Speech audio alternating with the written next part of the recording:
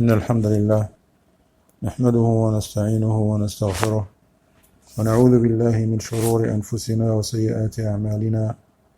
من يهده الله فلا مضل له ومن يضلل فلا هادي له، وأشهد أن لا إله إلا الله وحده لا شريك له، وأشهد أن محمدا عبده ورسوله صلى الله عليه وعلى آله وصحبه وسلم تسليما كثيرا. أما بعد, I'd like to welcome all of you. Barakallahu fikum. We continue reading from this book, Beneficial Stories, extracted from the explanation of Riyadh Salihin of our noble Shaykh al-Allama Muhammad ibn Salih ibn Uthaymeen rahimahullahu ta'ala wa ghafara lahu wa liwalidayh wa lil-muslimina wal-muslimat. Ameen.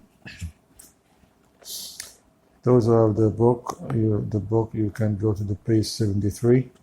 Inshallah ta'ala, today's story is an amazing story.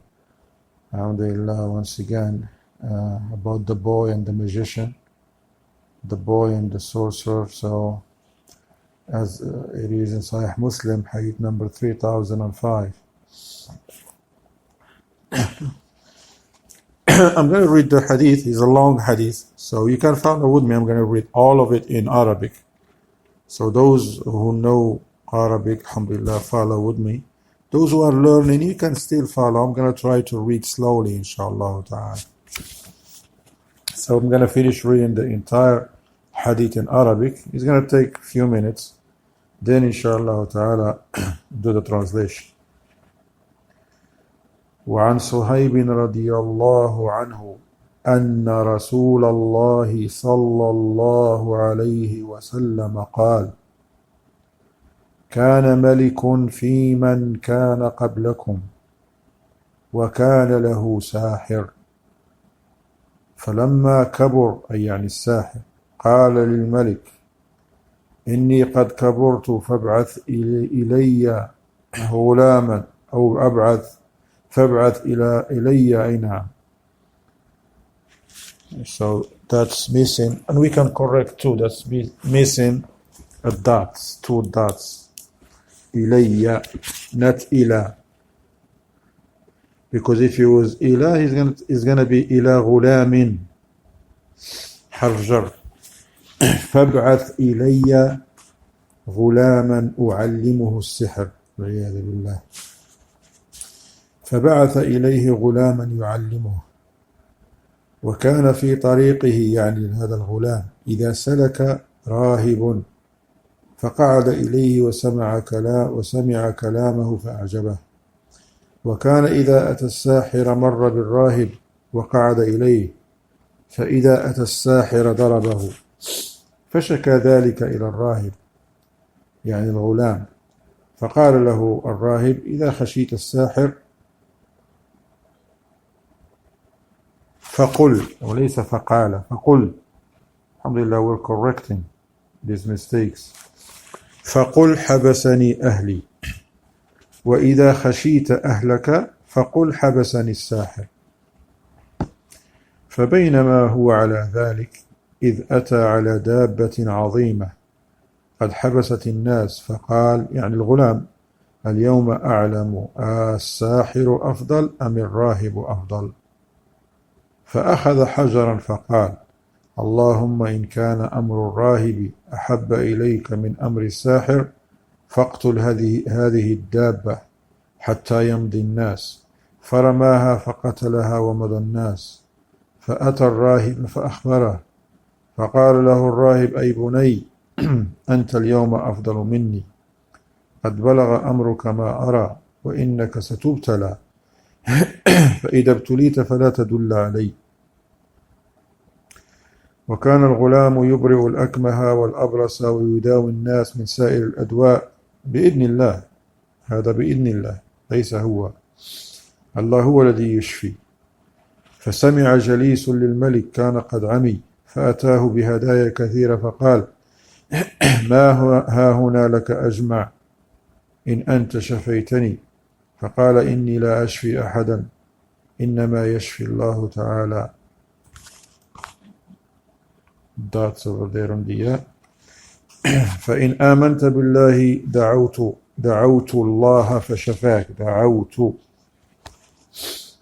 فآمن بالله يعني هذا الجليس، جليس الملك، فآمن بالله تعالى فشفاه الله تعالى. فأتى الملك يعني الجليس، فأتى الملك فجلس إليه كما كان يجلس، فقال له الملك: من رد عليك بصرك؟ فقال: ربي. قال: ولك رب غيري؟ قال: ربي وربك الله. فأخذه فلم يزل يعذبه حتى دل على الغلام. فجيء بالغلام فقال له الملك: أي بني، قد بلغ من سحرك ما تبرئ الأكمه والأبرص وتفعل وتفعل. فقال يعني الغلام: إني لا أشفي أحدا، إنما يشفي الله تعالى. فأخذه فلم يزل يعذبه حتى دل على الراهب. فجيء بالراهب فقيل له: ارجع عن دينك، فأبى. فدعا بالمنشار فوضع المنشار في مفرق رأسه فشقه حتى وقع شقاه. ثم جيء بجليس الملك فقيل له: ارجع عن دينك، فأبى. فوضع المنشار في مفرق رأسه فشقه به حتى وقع شقاه. ثم جيء بالغلام فقيل له: ارجع عن دينك، فأبى. فدفعه يعني الملك إلى نفر من أصحابه فقال: اذهبوا به إلى جبل كذا وكذا فاصعدوا به الجبل. فلما كانوا بالجبل قال أي الغلام: اللهم اكفنيهم بما شئت. فرجف بهم الجبل فسقطوا. وجاء الغلام يمشي إلى الملك فقال له الملك: ما فعل أصحابك؟ قال: كفانيهم الله تعالى. فدفعه إلى نفر من أصحابه فقال: اذهبوا به فاحملوه في قرقور وتوسطوا به البحر، فإن رجع عن ديني وإلا فاقذفوه. فذهبوا به فقال: اللهم اكفنيهم بما شئت. فانكفأت بهم السفينة فغرقوا. وجاءه ويمشي إلى الملك فقال الملك: ما فعل أصحابك؟ فقال: كفانيهم الله تعالى. فقال الملك: فقال للملك، ليس فقال الملك، فقال الغلام للملك. correct that. فقال للملك: إنك لست بقاتلي حتى تفعل ما آمرك به. قال: ما هو؟ يعني الملك قال: ما هو؟ قال الغلام: تجمع الناس في صعيد واحد وتصلبني على جذع، ثم خذ سهما من كنانتي، ثم ضع السهم في كبد القوس، ثم قل بسم الله رب الغلام، ثم ارمني، فإنك إن فعلت ذلك قتلتني. فجمع الملك الناس في صعيد واحد وصلبه على جذع، يعني ربطه، لم يقتله بعد.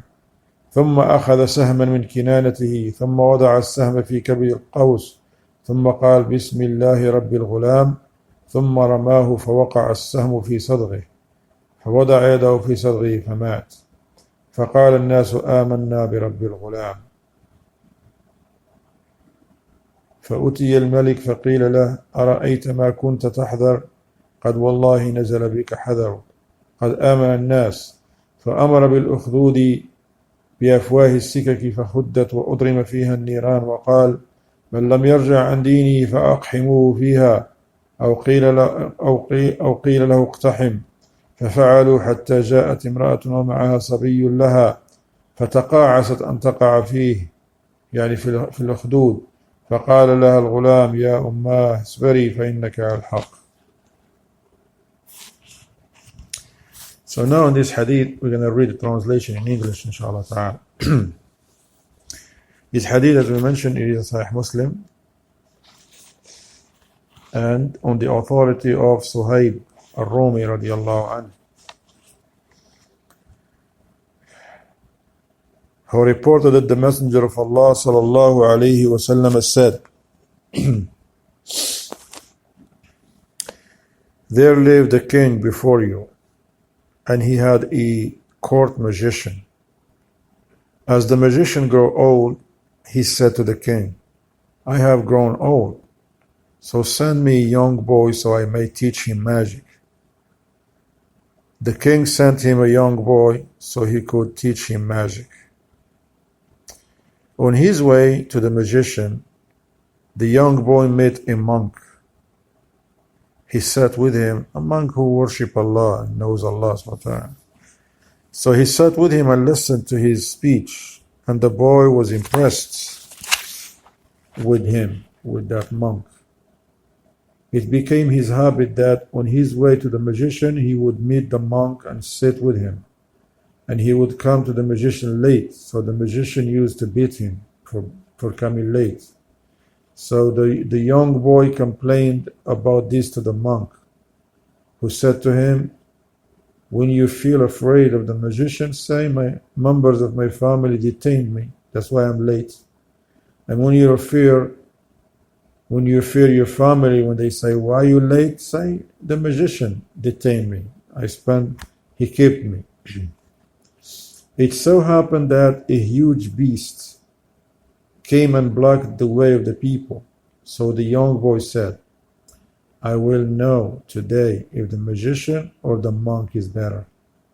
So he picked up a stone, small stone, and said, O Allah, if the way of the monk is dearer to you than the way of the magician, bring death to this animal so the people may move about freely.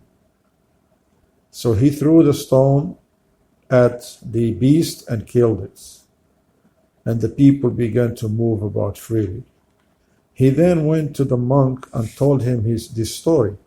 The monk said to him, son, today you are better than me and superior to me. You have reached a stage where I feel that you will soon be put to trial. And in case you are put to trial, do not reveal me, do not tell them about me. That young boy began to heal by Allah's leave those born blind and the lepers, and he began to cure people from all kinds of illnesses by Allah's leave. When a courtier of the king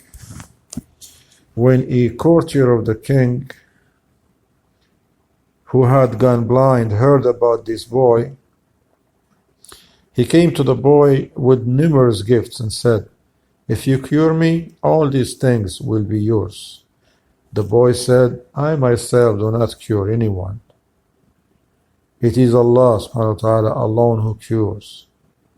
And if you affirm faith in Allah, I shall also supplicate to Allah to cure you.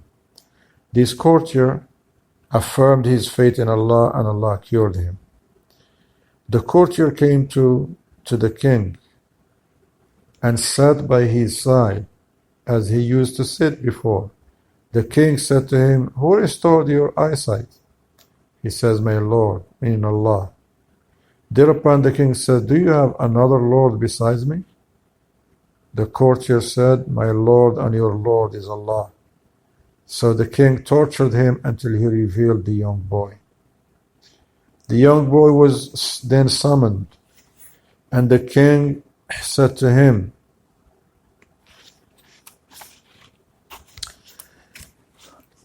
O young boy, it has been conveyed to me that you have become so proficient in magic that you cure the blind and the lepers, and you do such and such. The boy replied, I do not cure anyone. It is Allah subhanahu wa ta'ala alone who cures. So the king took hold of him and tortured him until he revealed the monk. The monk was summoned, and it was said to him, you should turn back from your religion. But he refused. The king sent for a saw, SAW, placed it on the middle of the monk's head, and cut him into two parts that fell down. Then the courtier of the king was brought forward, and it was said to him, turn back from your religion. He too refused, and the saw was placed in the middle of his head, and he was torn into two parts. SubhanAllah. La ilaha illallah. Then the boy was sent for, and it was said to him, turn back from your religion. He refused. The king then handed him over to a group of his courtiers and said to them, "Take him to such and such mountain, make him climb it, and when you reach its peak, ask him to renounce his faith. If he refuses to do so, push him to his death." So they took him and made him climb the mountain, and he said, the young boy, "O Allah, save me from them in any way you like." So the mountain began to shake, and all the courtiers fell down dead. And that young boy came walking to the king. The king said to him when he saw him, "What happened to the other people that were with you?" He said, "Allah has saved me from them."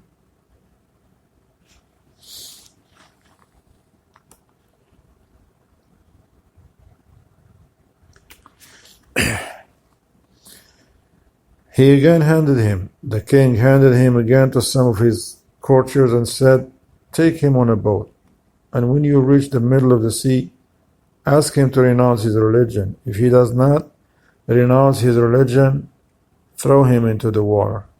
So they took him, and he said, "O Allah, save me from them in any way you like."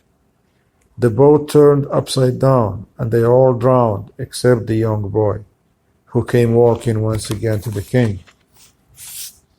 The king said to him, "What happened to your companions, the people that were with you, that took you? What happened?" He said, "Allah has saved me from them. They're all dead." And he said to the king, "You cannot kill me." The young boy then he said to the king, "You cannot kill me until you do what I command you to do." The king asked, "What is that?" The boy said, "Gather all the people in one place and tie me to a tree trunk. Then take an arrow from my quiver and say, 'With the name of Allah, the Lord of the boy,' and shoot me. If you do that, you will be able to kill me." The king called the people to an open field and tied the young boy to a tree trunk. He took an arrow from his quiver, fixed it in the bow, and said, "With the name of Allah, the Lord of the young boy," and he shot the arrow, and it hit the boy's temple. The young boy placed his hand where the arrow had hit him and died. Then at that time, the people who witnessed that, they all said, "We believe in the Lord of this young boy." The king was told, "Do you see that what you were afraid of by Allah has taken place? All the people have believed." The king then commanded that trenches be dug and fires lit in them. And he said, "He who will not turn back from his religion, throw him into the fire." Or the person would be ordered to jump into it. They did so until a woman came with her child.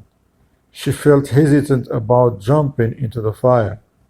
The child said to her, "O mother, endure this ordeal with patience, for you are on the right path." Hadith once again in Sahih Muslim, hadith number 3005.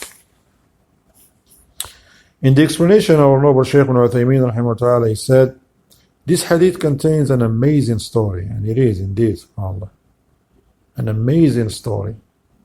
A king from the previous nations had a magician, a sorcerer, because that's what they used to do. They used to take magicians, billah, to frighten the people and terrorize the people. This king made this magician part of his entourage, so he could benefit from him, even at the expense of the religion, because this king was not concerned about anything except what benefited him. He was a tyrannical king who forced the people to worship him, as shall come at the end of this narration.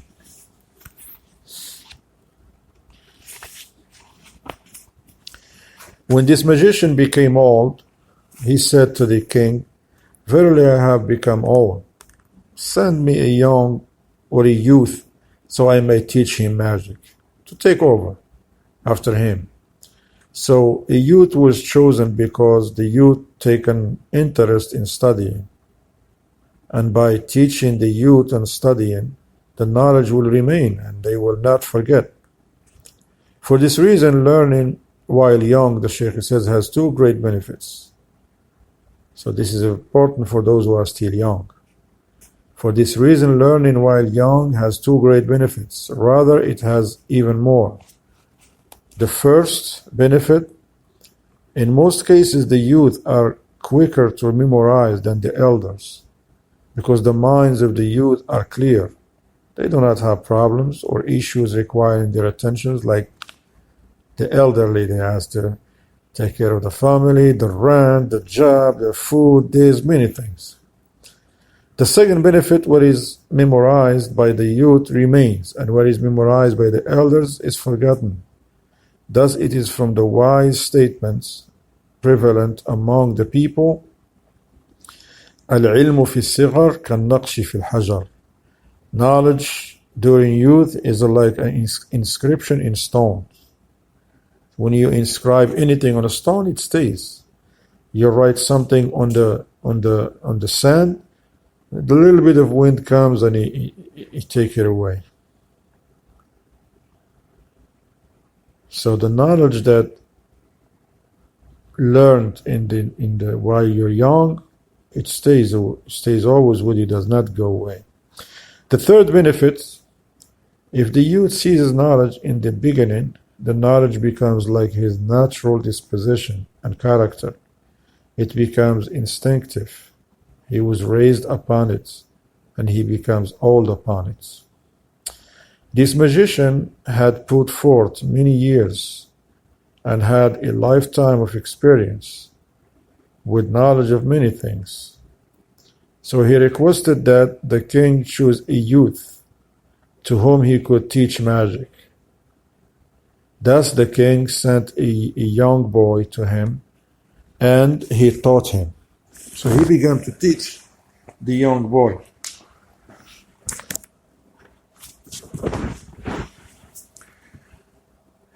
Now,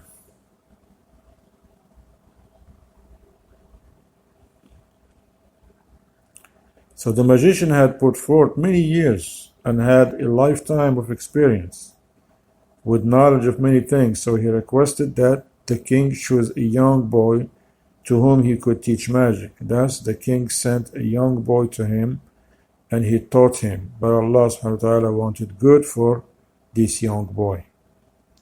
One day this young boy passed by a monk. On his way from his home to the magician, or from the magician to the home, so he passed by a monk.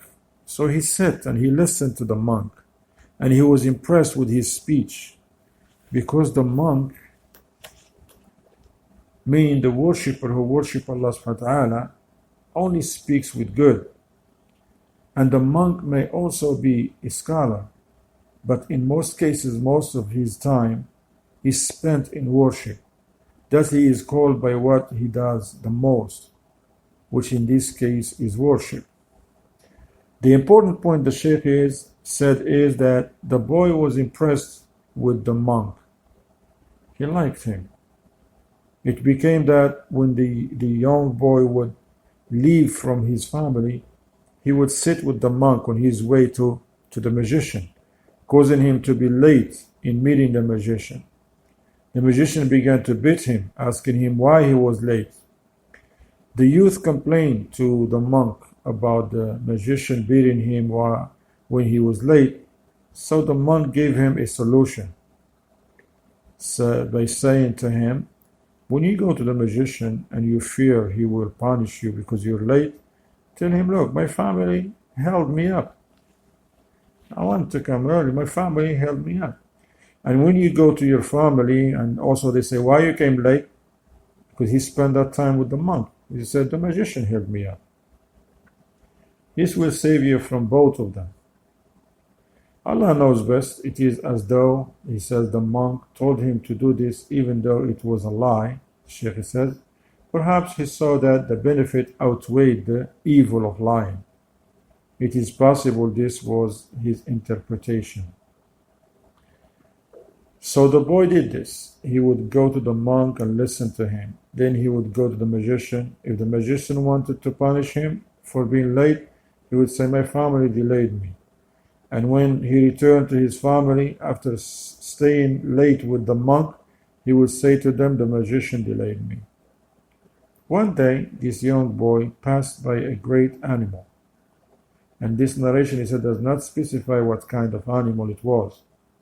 The animal was big and blocking the people such that they were not able to pass. This youth wanted to know if the monk or the magician was better. So he took a rock and supplicated to Allah, saying, if the monk is better, kill the animal with this rock. So he threw the rock and the animal died. Consequently, the boy knew the monk was better than the magician. What the monk is upon is better than what the magician is upon. And this is something about which there is no doubt, the Shaykh says, of course, because the magician is either an aggressive oppressor or a disbeliever, pagan. If he utilizes the devils to aid his magic and he draws near to them, worships them, supplicates to them, and seeks their help, he is a disbeliever. He is a disbelieving pagan. As Shaykh Ahmed al-Najmi rahimahullah said in his book Al-Wajibat that we took before this book, if you go to the things that nullify this section, if you remember the book we studied together, Alhamdulillah, Al-Wajibat, in the chapter of the nullifiers of Islam. I think it was the 5th class or the 4th class, if I'm not mistaken. He said one of the things that nullify Islam is magic, sihr, learning and practicing magic. And he mentioned that is because the devils, shayateen, they do not teach anyone or help and aid anyone until they disbelieve. So much so, he says that the devils will tell a person that the only way they can help and aid him in that magic is to take the mushaf to the toilet, urinate on it, and walk on it 40 times. Who would do such thing? Except someone, the Shaykh says, has no faith in him whatsoever. We shouldn't even take the mushaf, the Quran, with us to the bathroom, not alone urinate and 40 times and step on it 40 times. A'udhu billah. Now,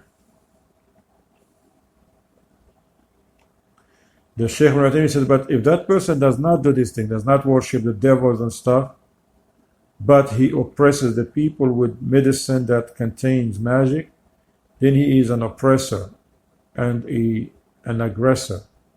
As for the monk, he worshipped Allah upon clarity.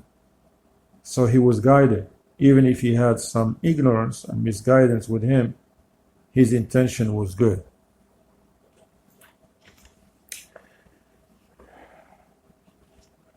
He said the important point is that the boy informed the monk of what occurred. So the monk said to him, today you are better than me. This is because the boy supplicated to Allah and Allah answered his supplication immediately. And this is from Allah's blessings upon his slave.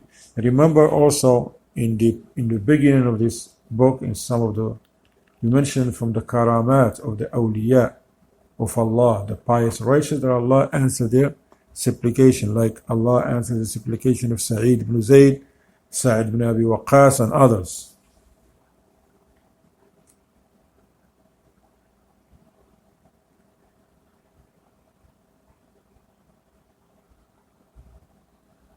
So I said, the important point is that the boy informed the monk of what occurred. So the monk said to him, today you are better than me. And this is because the Shaykh said the boy supplicated to Allah and Allah answered his supplication. And this is from Allah's blessings upon his slave. If a person has doubts about an affair and he requests a sign from Allah to clarify the affair, and then Allah clarifies it to him, this is from Allah's favors. Therefore, istikhara, salat al-istikhara, the istikhara prayer, was legislated for the person who has an important matter and finds it difficult to decide if his desire to do it or his reluctance to do it is better. Which one? To do it or not? Okay? So he seeks guidance in deciding from Allah. And if he prays the istikhara prayer with truthfulness and faith and make that dua, there is a dua of istikhara, then Allah will grant him direction to that which is better, proceeding with the action or abandoning it. He said this will either occur by something being placed in his heart to make it open to this, or by seeking to the counsel of someone, or by other means. And remember, ya Ikhwan, that you make istikhara for matters that are not from matters of the deen. You don't make istikhara whether you fast Ramadan or not. Somebody Ramadan comes and says, oh, let me make istikhara whether I fast. La. You don't make istikhara whether you pray or not. You don't make istikhara whether you pay rent and take care of your family. These are obligations. You make istikhara, you want to get married, for example, and you don't know this lady that you are married to. You make istikhara. You want to buy a house. You want to engage in a business.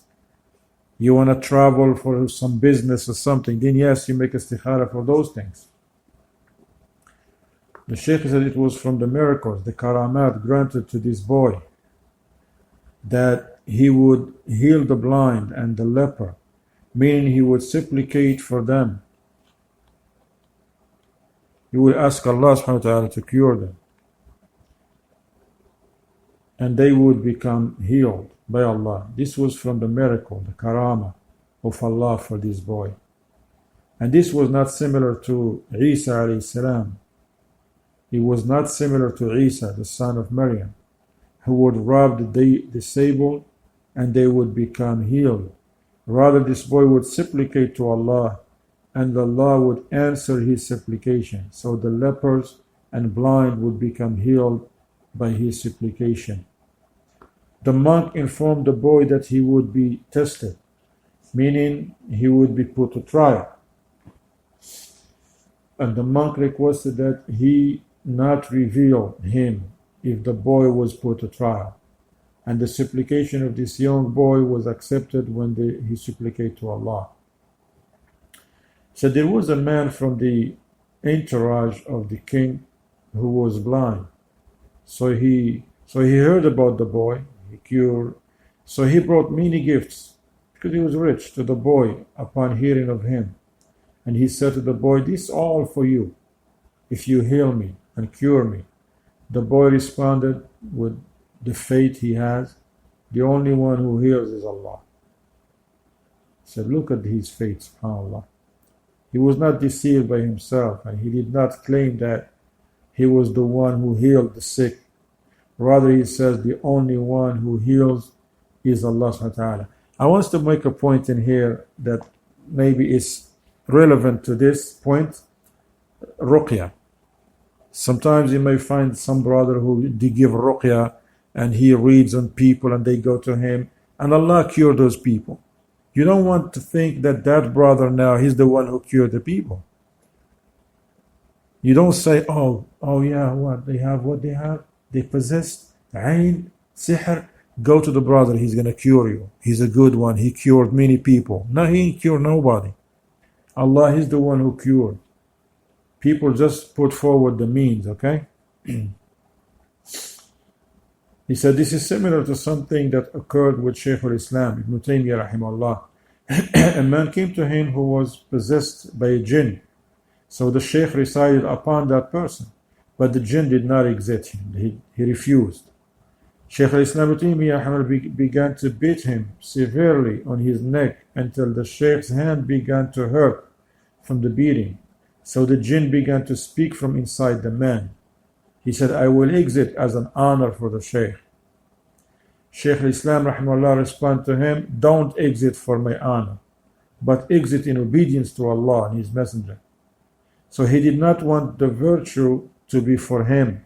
Rather, the virtue belongs to Allah in the beginning and the end. Allahu Akbar. Don't let nobody say, I'm going to do it for you. So do it for Allah. Don't do anything for me, man. Do it to please Allah subhanahu wa ta'ala. The Shaykh says, consequently the jinn left, and when the man woke, he said, what has brought me in the presence of the Shaykh? This is because when he was possessed, perhaps he said he was in his home or taken somewhere. So the Shaykh and his students said, Subhanallah, you did not feel the beating you endured? He said, I did not feel anything or any pain. So they informed him of what happened, and the man was cured by Allah subhanahu wa ta'ala. The point the Shaykh said is that the people of knowledge and faith do not attribute Allah's favors to themselves. Rather, they only attribute it to their guardian, Allah subhanahu wa ta'ala. So the boy said to the courtier, if you believe in Allah, I will supplicate to Allah for you. Thus the man believed. He believed in Allah, and the boy supplicated for his Lord to cure him, so Allah cured him, and he was able to see. The man went to the king's gathering, as usual, and sat with him as normal, and he brought the boy and informed the king of what has occurred. Consequently, the king punished the boy severely. He said, who has taught you this thing? And the monk has previously said to the boy, verily you will be tested. So when you are tested, do not inform about me. But perhaps the boy was not able to be patient, so he informed the king of the monk. This king was a tyrant, and refuge he sought with Allah. He punished his companion who used to be blind and believed by way of the young boy's da'wah. He severely punished him because he said, I believe in Allah. The king said, do you have a Lord other than me? And refuge he sought. He said, and refuge he sought with Allah subhanAllah. When the monk was revealed, he was brought forth also. And a monk is a worshipper who worships Allah. He was commanded to say to the king was his Lord. He was commanded to say that the king was his Lord. But if he refused to turn away from his religion, thus a saw was brought forward, and he was sawed from the top of his head, cutting his body into two halves. They started with his head, then his neck, then his back, until he was in two parts, half of his body over here and the other. But that did not dissuade him from his religion. He refused to apostate, and he was pleased to be killed in this manner, and he did not abandon his religion, mashallah. So then they brought forward the man who used to be blind, the courtier, the man who used to sit in the company of the king, who had believed in Allah and disbelieved in the king. They told him to leave his religion and he refused also. So they did to him as they did to the monk. But this did not cause him to abandon his religion. This is proof, the Shaykh said, that it is upon the person to be patient and seek a reward, the reward of Allah. So, but is it obligatory for the person to be patient upon being killed, or is it permissible for him to say a statement of disbelief, and will this not harm him because he was forced to say it? He said this matter has detail. If the affair is connected to himself only, then he has a choice. If he wants, he can say the statement of disbelief out of compulsion to protect himself while his heart is content with faith. And if he wants, he can remain firm and refuse to say the statement of disbelief, even if this means he is killed. And this is the affair, and this is if the affair returns to the person himself. He said, as for if the affair is connected to the religion, meaning that if he disbelieves while he is in front of the people, even if this is only with a statement, while faith remains in his heart, the people will disbelieve as a result, then it is not permissible for him to say the statement of disbelief. Rather, it is obligatory for him to remain firm, even if he is killed, as is the case with jihad in the cause of Allah. The mujahid fights even if he will be killed, because he wants the statement of Allah to be the highest. If he is in front of the people and is forced to say a statement of disbelief, it is not permissible for him to do so, especially during times of tribulation. Rather, it is upon him to be patient, even if he will be killed.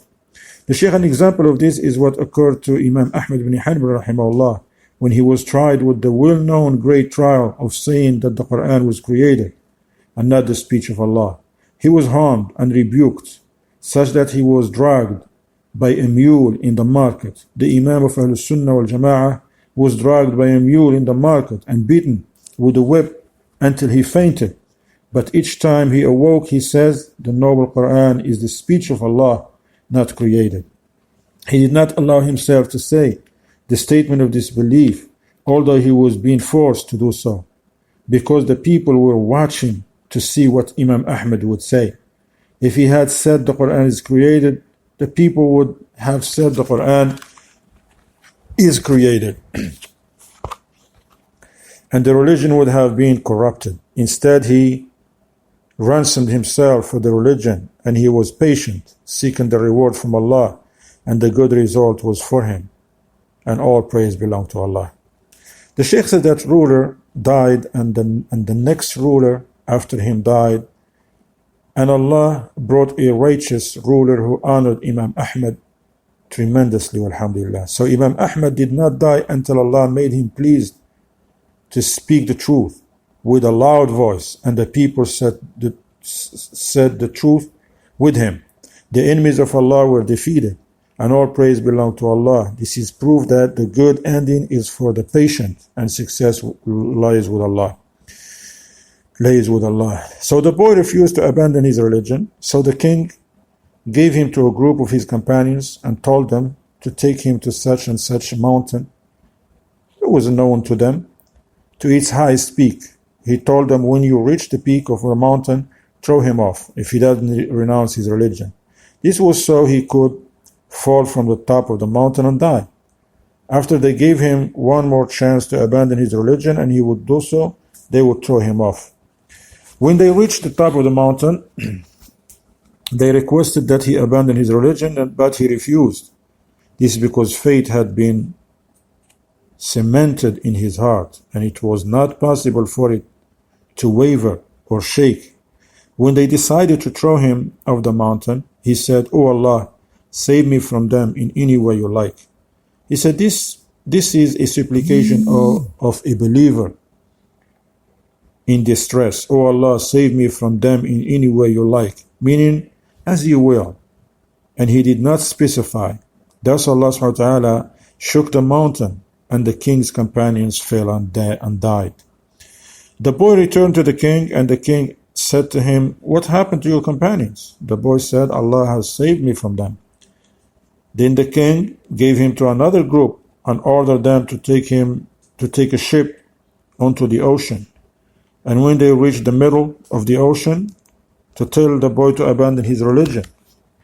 If he did not, and if he refused, should throw him into the ocean to drown. When they reached the middle of the ocean, they told the boy to abandon his religion, which was belief in Allah subhanahu wa ta'ala. And he said to them, "No." Then the boy said, "O Allah, save me from them in any way you like." So the boat turned over, and the king's companions drowned while Allah saved the boy. Then he returned to the king once again. The king said, "Where are your companions?" So he informed him of what happened. And then he said to the king, "You cannot kill me until you do what I command you to do." The king asked, "What is that?" He said, "Gather all the people in one place and tie me to a tree trunk. Then take an arrow from my quiver and say, 'With the name of Allah, the Lord of the boy,' and shoot me. If you do that, you will be able to kill me." The king called the people to an open field, and tied the young boy to a tree trunk. He removed an arrow from his quiver, fixed it in the bow, and said, "With the name of Allah, the Lord of the young boy." He then shot the arrow, and it hit the boy's temple. The young boy placed his hand where the arrow had hit him, and then he died. Then at that time the people, they said, "We believe in the Lord of this young boy." So they disbelieved in the king, and this is what the boy wanted. We conclude, alhamdulillah, now we went a little bit longer today, but we want to finish this. We have like few sentences. Benefits of this hadith. Number one, the strong faith of this boy, and his faith did not shake or waver. Second benefit, this story contains a sign from Allah, as Allah honored the boy by accepting his supplication. So those who wanted to kill him were thrown from the top of the mountain. Third benefit, Allah responds to the supplication of those in distress when they supplicate. If a person supplicates to his Lord during time of distress, while being certain that Allah will respond to him, then Allah will answer his supplication, even if he is a disbeliever, subhanAllah. If he calls upon Allah during distress, Allah will respond to his call, even if he knows this person will return to disbelief. The Shaykh says, when a wave overwhelms them in the darkness of the sea, this is about the kuffar, the polytheists, they sincerely call upon Allah, making their religion sincerely for Him, and after He saves them, they associate partners with Him. He saves them because they were truthful in their return to Him when they supplicated, and He answers the supplication of the distressed, even if they are disbelievers. Allah. The fourth and the last benefit, he said, it is permissible for a person to harm himself for the benefit of the general Muslim populace. This boy told the king how to kill him, thus causing his own death, as if he took the arrow himself from his quiver. Shaykh al-Islam Ibn Taymiyyah said, this is because he was in jihad, in the cause of Allah. Thus the entire nation believed, and he did not lose anything due to his death, as he was going to die anyway, whether it was soon or far off. Alhamdulillah, we came to the end of this story. Barakallahu feekum, jazakumullah khairan. We would like to mention that because the time of Isha and time of Maghrib coming late, what we're going to do, inshallah, starting next Friday, next week, the classes, they be moved at 7 p.m. We will suffice with half an hour, inshallah. We will do the classes from 7 to 7:30 p.m. Jazakumullah khairan, barakallahu fikum.